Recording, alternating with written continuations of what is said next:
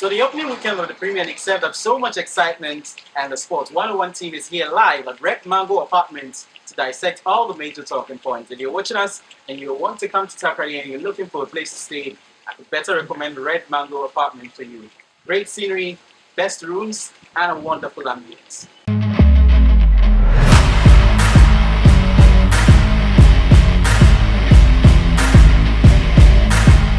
Hey, the London Derby is this weekend, and I'm pretty much excited. Who's looking forward to? I'm looking forward to it. Should be interesting. It would be an interesting game.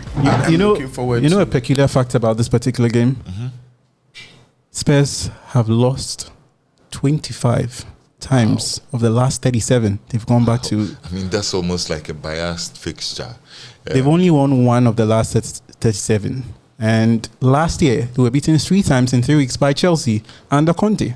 Well, I think that it puts a lot more pressure on Conte and his charges. I mean, because if you look at Conte and his build of this Spurs team and the undertones that have been made somewhere in some of the high places about Spurs really wanting to be a top challenger when it comes to they challenging for the league trophy, I think that it puts a lot more pressure on them going against this history and going to the Stamford Bridge to get a sort of results that bodes them well in the final analysis when the leads come calling at the end of May. But I think that there are lots of subplots with this particular fixture. Yeah. There are characters that are involved in both parties. There are managers. Obviously Conte was manager of Chelsea, and then that was a wonderful spell at Chelsea. Exactly. I mean, going there to rip up the world order, exactly, playing back 4, changing to a back 3, and then winning the league trophy with Chelsea, winning the FA Cup subsequently in the next season.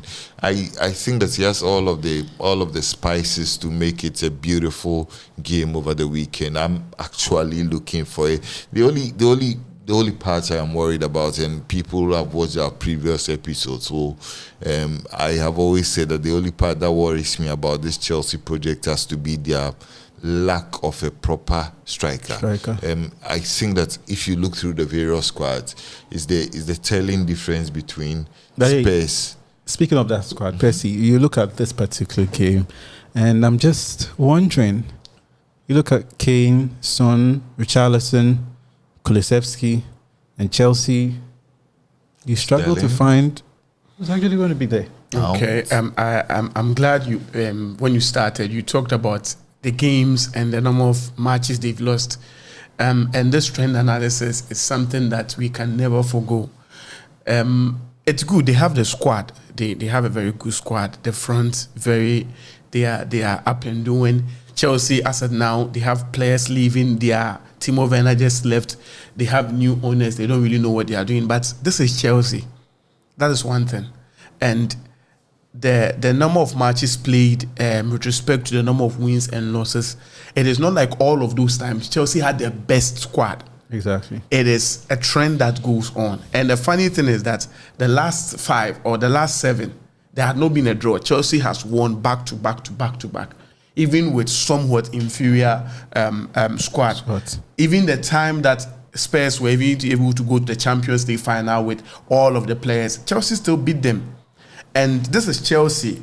And if the trend goes this way, I don't really want to think that the squad will really matter, because with Tottenham, it's just a squad that is now trying to fit together. Chelsea has not really had a new player to really want to adapt. Yes, except for Kalidou Koulibaly. And you can also make way for the very fact that they won. Tottenham won the first game by 4-0. It means you're high flying. 4-1. No, it doesn't. 4-1. It doesn't really work that way. But you look at Conte. You look at how he always does well to transform. Of things. Course, that is inevitable. With you look Conte. at what he's done with the Spurs side. 7 months on, they've grown in leaps and bounds.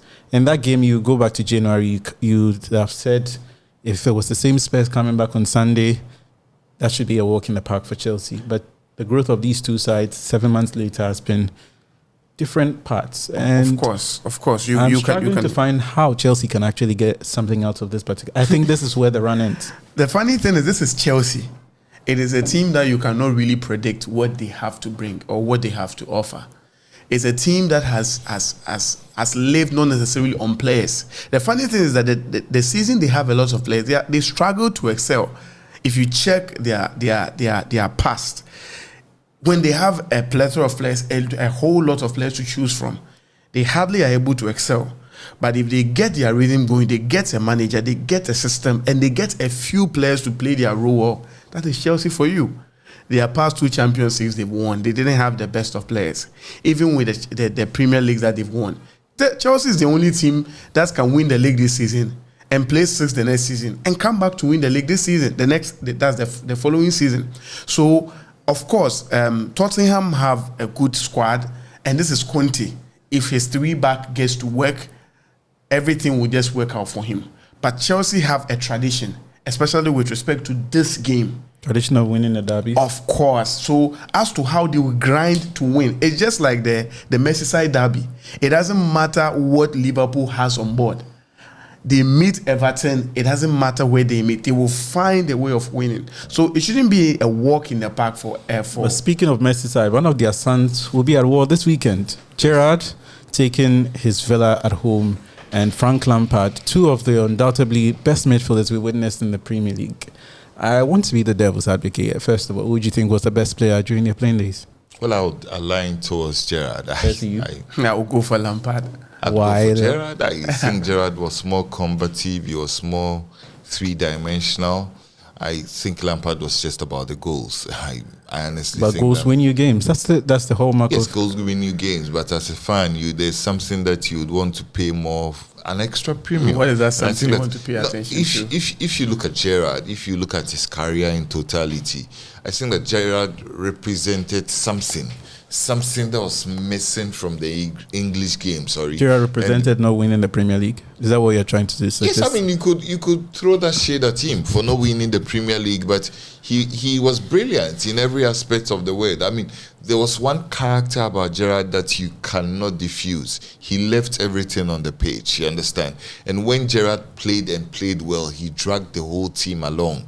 For me, he was an iconic figure. He remains an iconic figure. Sorry, I have my doubts about him as a manager. Yes, I mean he's been spoken in private quarters as being the heir apparent to Jurgen Klopp. I still have my doubts on that, but I actually think he would bode well for that Liverpool role. You look at what he did at Rangers. Walked through that dressing room, broke up the dominance of Celtic, transformed Rangers' identity, gave them a reason to believe that yes, they could also be a force to reckon with. But for quite a long while, they were in the shadows of Celtic. Yes, I agree. I mean, and Gerrard goes there to rip up that strategy or that structure that had already been established there. And you look at how he's gone on from there. Maybe he's not been fortunate at Villa, just like Lampard. Lampard probably has not been fortunate in his managerial career. So I think he'll do well if he gets a better team like at Liverpool. You think he's got the luxury? He wouldn't do well. I don't think Villa and this Villa squad that he does have is a bad team. No, I mean, and he spent big. If you look through the ranks of Villa and the players that he's bought, the characters that he's brought in, very, very decent players, you understand? And Villa, I think that has a lot of tradition. I mean, yes, you mentioned Celtics, you mentioned Rangers, you mentioned everything that he was able to do whilst in Scotland to usurp the reign of Celtics. But you look at Villa, you look at the expectation, you look at the cash injection, you look at the players that he's bought, and I am tempted to think that he absolutely has no reason not to succeed with Villa. Yes, we all agree that when it comes to different clubs, there are various parameters of measuring success. But Villa, I mean, they are European royalty. So that is where it starts. But I understand. But I mean, Lampard has had a terrible, terrible spell as a manager. In fact, I mean, people are thought that he's been lucky to even get the Everton job. He was lucky to get the Everton job. He almost got Everton relegated. He almost got them relegated. He's had a fresh start. I think that I saw Lampard when he was in the lower division, when he was in the Championship. His methods proved to work, you understand? But Everton are a club that demands a lot more. And will he have the temperament? Will he have the ability to survive at Everton? I think that either way, going into that game, a loss for either managers will bring a lot of pressure on them. Well, because Villa are on a terrible run. Everton were quite unlucky to have lost on the opening day. You look at the penalty, I think it was fortuitous. But Villa, on the other hand, at Bournemouth, they were actually soundly terrible. beaten. They were soundly beaten. Two contrasting fortunes. And you look at the weekend, you mentioned it's quite important for either manager. Yes, I think one of them gets a defeat. It could be an upping of the pressure on either managers. But the pressure and steam could be coming at Brentford. Because Eric Ten Hag started off poorly. The miracle worker. He started off poorly. And the steam would definitely be rising if he fails at Brentford. I don't think any steam will be rising. You don't think so? No. The guy looks cast over his future already. No. One thing you should understand is that the parameters that were set for Eric Ten Hag when he came, I always say that it's good he got a taste of what is actually on the ground at Manchester United in his first game. It's a good thing.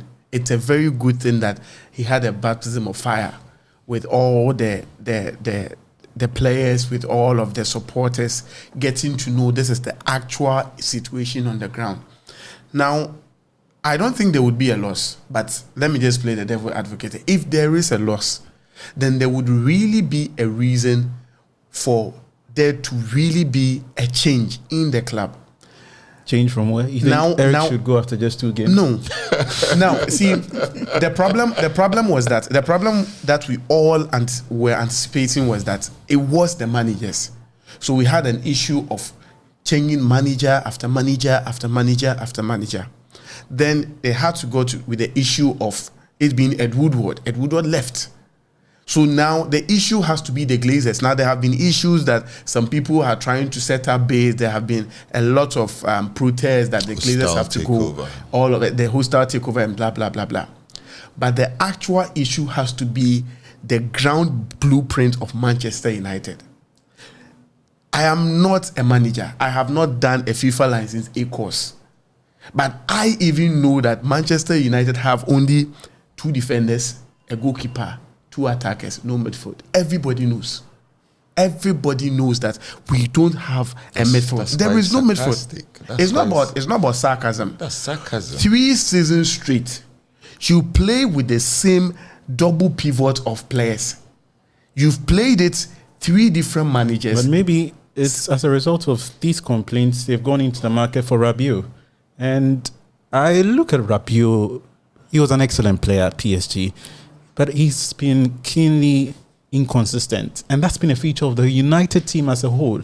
So how do you bring a player who is consistently inconsistent to feature in a team that has been consistently inconsistent? Where lies finding the remedy? You want to work with the miracle worker. The miracle worker wants that player. You bring the miracle worker. Is that not a knack of panic?